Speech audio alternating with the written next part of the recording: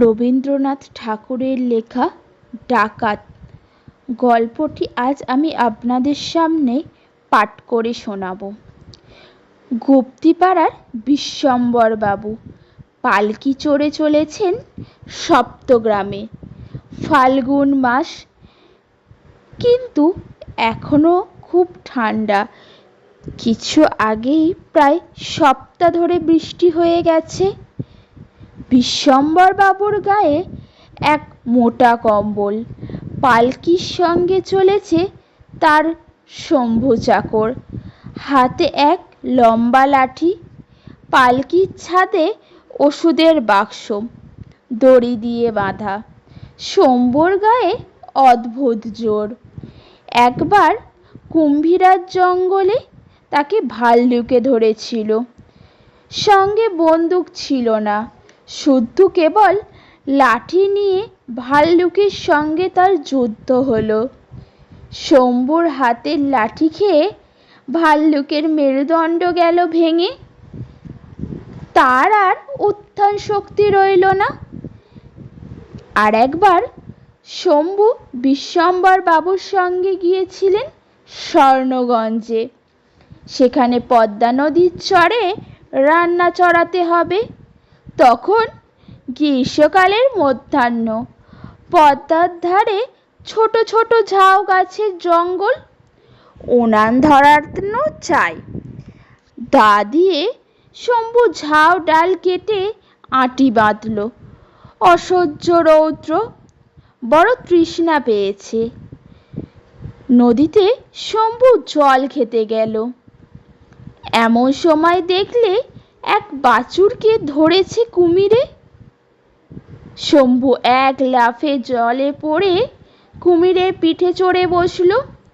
দা দিয়ে তার গলায় কোপ মারল। জলের রং লাল হয়ে উঠল রক্তে। কুমির যন্ত্রণায় বাছুরকে দিল ছেড়ে। শম্ভু সাঁতার দিয়ে ডাঙায় উঠে এলো। বিশ্বম্বর বাবু ডাক্তার, রোগী দেখতে চলেছেন বহু ক্রোশ দূরে। সেখানে স্টিমার ঘাটে স্টিমার মাস্টার মধু বিশ্বাস, তার ছোট ছেলে অম্বল সুলো বড় কষ্ট পাচ্ছে। বিষ্ণুপুরের পশ্চিম ঘাটে মাঠ প্রকাণ্ড। সেখানে যখন পালকি এলো তখন সন্ধ্যা হয়ে গেছে। রাখাল গরু নিয়ে চলেছে গোষ্ঠে ফিরে। বিশ্বম্বর বাবু তাকে ডেকে জিজ্ঞাসা করলেন, ওহে বাপু, সপ্তগ্রাম কত দূর বলতে পারো? রাখাল বললে, আজ্ঞে, সে তো 7 ক্রোশ হবে। আজ সেখানে যাবেন না। পথে ভীমহাটের মাঠ, সেখানে আছে শ্মশান, সেখানে ডাকাতের ভয়। ডাক্তার বললেন, বাবা, রোগী কষ্ট পাচ্ছে, আমাকে তো যেতেই হবে। তিলপনি খালের ধারে যখন পালকি এলো রাত তখন 10টা। বাঁধন হালকা হয়ে পালকির ছাদ থেকে ডাক্তারের বাক্সটা গেল পড়ে। কাস্টার অয়েলের শিশিটা ভেঙে চূর্ণ হয়ে গেল। বাক্সটা তো ফের শক্ত করে বাঁধলে, কিন্তু আবার বিপদ। খাল পেরোতে আন্দাজ 2 ক্রোশ পথ গেছেন। এমন সময় মর মর করে ডান্ডা গেল ভেঙে।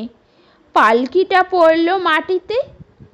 পালকি হালকা কাঠের তৈরি। বিশ্বম্বর বাবুর দেহটি স্থূল। আর উপায় নেই, এখানেই রাত্রি কাটাতে হবে। ডাক্তারবাবু ঘাসের উপর কম্বল পাতলেন, লণ্ঠনটি রাখলেন কাছে। শম্ভুকে নিয়ে গল্প করতে লাগলেন। এমন সময় বেহারাদের সর্দার বুদ্ধ এসে বললেন, ওই যে কারা আসছে। আসছে, ওরা ডাকাত, সন্দেহ নেই। বিশ্বম্বর বাবু বললেন, ভয় কি, তোরা তো সবাই আছিস। বুদ্ধ বললেন, বল্গু পালিয়েছে, পাল্লুকেও দেখছি নে, বক্সি লুকিয়েছে ওই ঝোপের মধ্যে। ভয়ে বিষ্ণুর হাত পা আড়ষ্ট। শুনে ডাক্তার তো ভয়ে কম্পিত, বললেন, শম্ভু। শম্ভু বললেন, আজ্ঞে। ডাক্তার বললেন, এখন উপায় কি? শম্ভু বললেন, ভয় নেই, আমি তো আছি।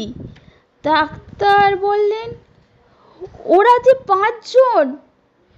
শম্ভু বললেন, আমি যে শম্ভু। এই বলে উঠে দাঁড়িয়ে এক লাফ দিলেন, গর্জন করে বললেন, খবরদার। ডাকাতরা অষ্টহাসি হেসে এগিয়ে আসতে লাগলো। তখন শম্ভু পালকির সেই ভাঙা ডান্ডাটা তুলে নিলেন, নিয়ে ওদের দিকে ছুঁড়ে মারলেন। তারই এক আঘাতে 3 জন একসঙ্গে পড়ে গেলেন। তারপর শম্ভু লাঠি ঘুরিয়ে যেই ওদের দিকে ঝাঁপিয়ে পড়ল, বাকি 2 জনও দিল দৌড়। তখন ডাক্তারবাবু ডাকলেন, শম্ভু। শম্ভু বললেন, আজ্ঞে। বিশ্বম্বর বাবু বললেন, এবার বাক্সটা বের করো। শম্ভু বললেন, কেন, বাক্স নিয়ে কি হবে? ডাক্তার বললেন, ওই 3টে লোকের ডাক্তারি করা চাই, ব্যান্ডেজ বাঁধতে হবে। রাত্রি তখন অল্পই বাকি। বিশ্বম্বর বাবু আর শম্ভু দুজনে মিলে 3 জনের শুশ্রূষা করলেন। সকাল হয়েছে, ক্ষীণ মেঘের মধ্যে দিয়ে সূর্যের রশ্মি ফেটে পড়েছে। একে একে সব বেয়ারা ফিরল। বল্গু এলো, পাল্লু এলো, বক্সির হাত ধরে এলো বিষ্ণু। তখনও তার হৃৎপিণ্ড কম্পমান।